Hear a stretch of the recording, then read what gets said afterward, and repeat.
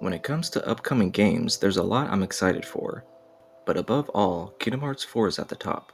Kingdom Hearts has always been my favorite series. I followed it through every twist and turn, and no matter how wild it gets, I'm always locked in.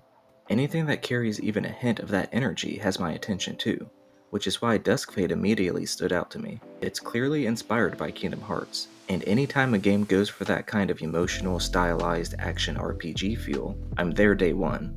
The same goes for The Wolf Among Us 2, which I've been waiting on for years. The original game is still, in my opinion, the best thing Telltale ever did. They brought the world of Fables to life in such a unique way, and I'm hopeful the sequel will be just as strong.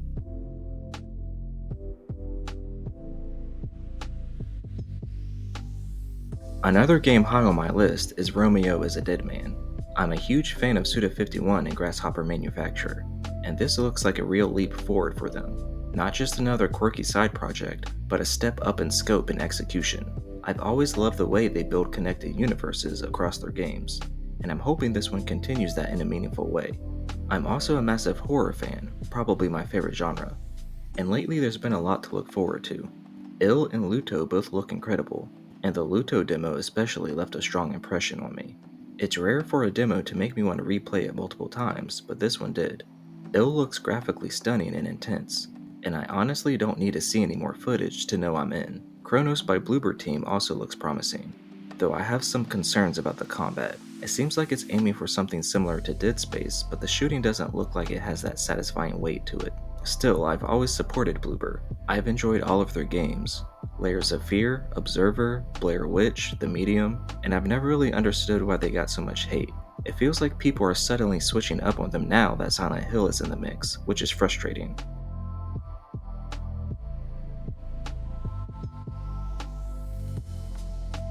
Of course I have to mention Resident Evil 9.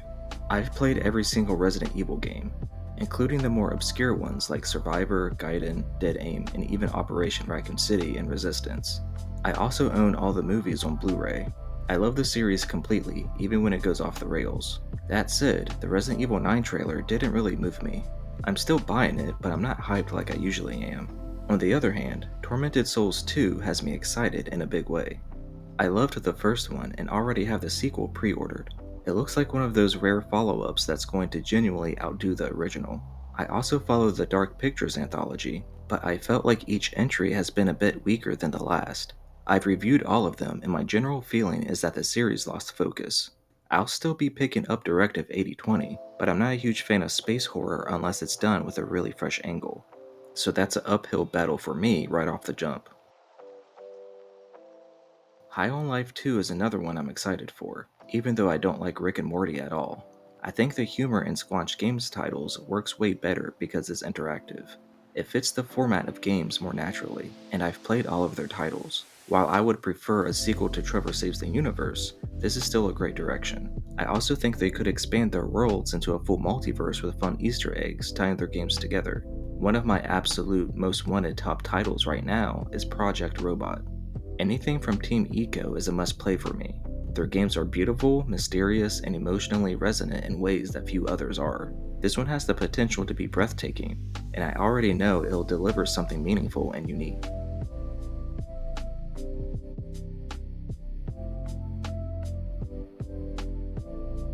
On the lighter side, I'm really looking forward to Garfield Kart 2. I know people love to joke about Garfield, but for me, it's genuine. My grandfather loved Garfield and used to read the comics to me, so I've always had a soft spot for the character. Growing up, I used to watch all the cartoons on VHS. I also just love kart racers in general, so this one is a perfect fit. Toem 2 also looks great. The first game was a surprise hit, really cozy and charming, and the sequel looks like it's building on all the right things. I have a good feeling about it. Tides of Annihilation is another standout. From the moment I saw the first trailer, I got strong Final Fantasy Vs 13 vibes. It looks stylish, emotional, and like something I really connect with. The second Demon Slayer game took me by surprise. I platinumed the first one, but didn't love it overall. This new one looks smoother and more fleshed out. Definitely something I'm keeping an eye on.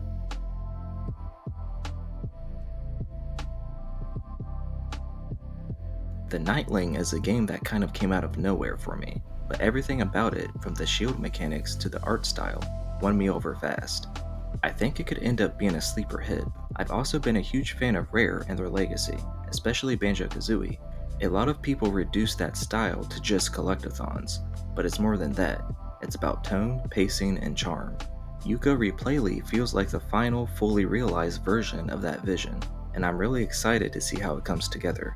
Scratch the Cat taps into a similar kind of energy, mascot-driven exploration and platforming, and I'm totally on board for it. Intergalactic from Naughty Dog is a major one for me. I've been slowly putting together a video about my history with Uncharted, and while I'm still disappointed we never got Factions 2, I have high expectations for this new project. I just need to see more.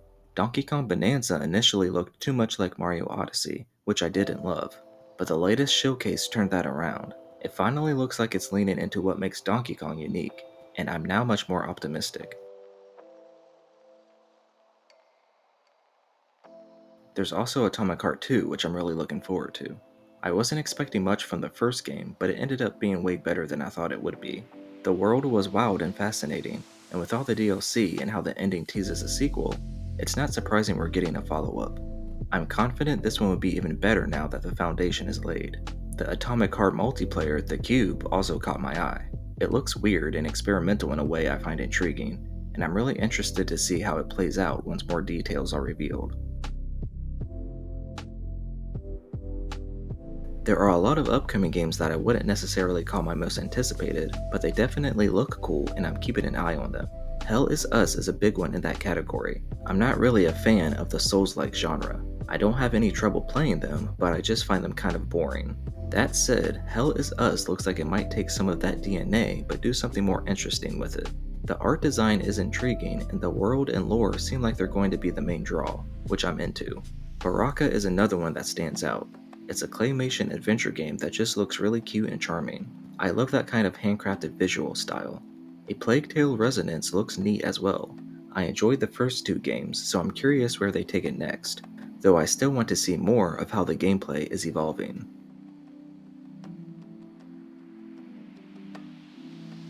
Mixtape looks completely up my alley. It has a style and emotional tone that feels like it's going to hit hard in all the right places. I expect a lot of feels from that one. On the more fun side, Nicktoons in the Dice of Destiny looks like it could be a blast. It seems like it's just embracing the joy of crossover chaos and having fun with it. Sword of the Sea and Fading Echo both grabbed me with their art styles alone. Very elegant flowing designs that suggest a kind of quiet beauty in exploration. Bylina, the Slavic top-down action game, looks cool too.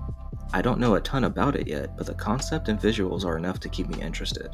Possessors has an intriguing vibe and could end up being something special, depending on where it goes.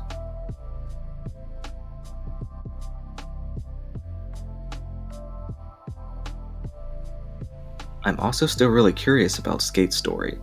That game has been floating around for a while, but the aesthetic and atmosphere are so unique that I haven't stopped thinking about it.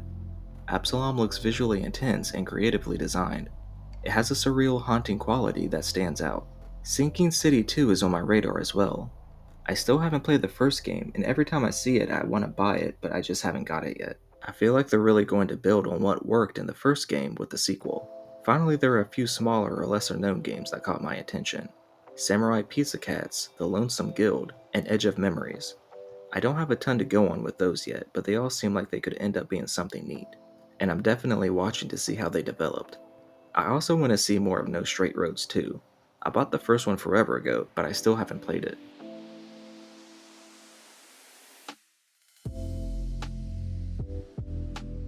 Now for the dream list, the games I wish would happen. These are the ones that may not be in development or even rumored, but I would drop everything for them if they ever became real. First up is Remothered 3. I've always had a soft spot for this series, and it feels like there's still a story left to tell. I'm almost tempted to make a video on the series as a whole, and everything that it has gone through. There is some art floating out there for the potential sequel, and I think we definitely need to see these ideas in game form. I would love to see a full sequel that ties it all up properly. Bugsnax 2 is another one I'd love to see. The first game was weird, creative, and way more thoughtful than it had any right to be. A follow-up could go even deeper into that strange little universe. I would also love Arcana 2. The world and characters were beautiful, and it just felt like the start of something bigger. There's so much more they could do with the combat and exploration if they really push it further.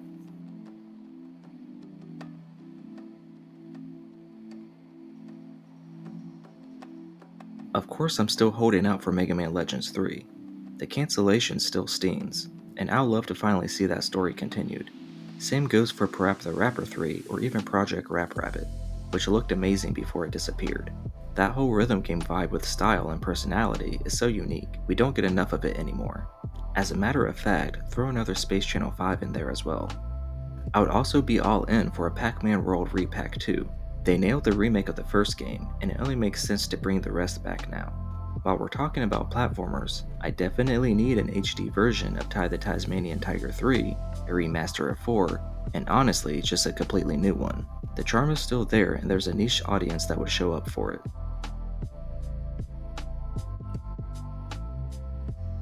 A couple other deep cuts I'd love to see return are 1. Hurdy-Gurdy 2. That game was bizarre but unique, and I still think about how cool a modern take could be. And 2. A new Disaster Report game. A sequel was hinted in the last game, but we haven't heard anything in a while. On the bigger end of the scale, I love a full Final Fantasy VIII remake, not just a remaster, a full-blown reimagining like what they did with Final Fantasy VII. The world, the story, and the characters all deserve that kind of treatment. I would also be there in a heartbeat for Mercenaries 3 and Black 2. Those were some of the best in that mid-2000s action game wave and still feel like unfinished business. Just go ahead and bring them back.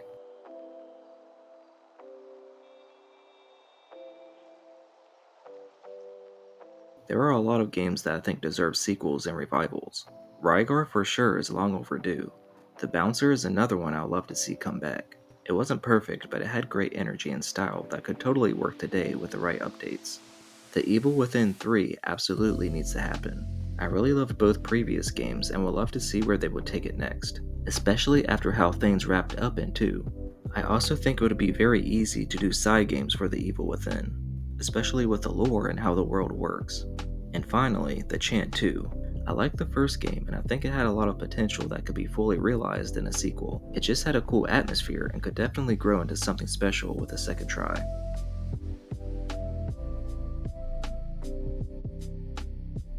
This is just a small snippet of what I'm looking forward to and what I would love to see.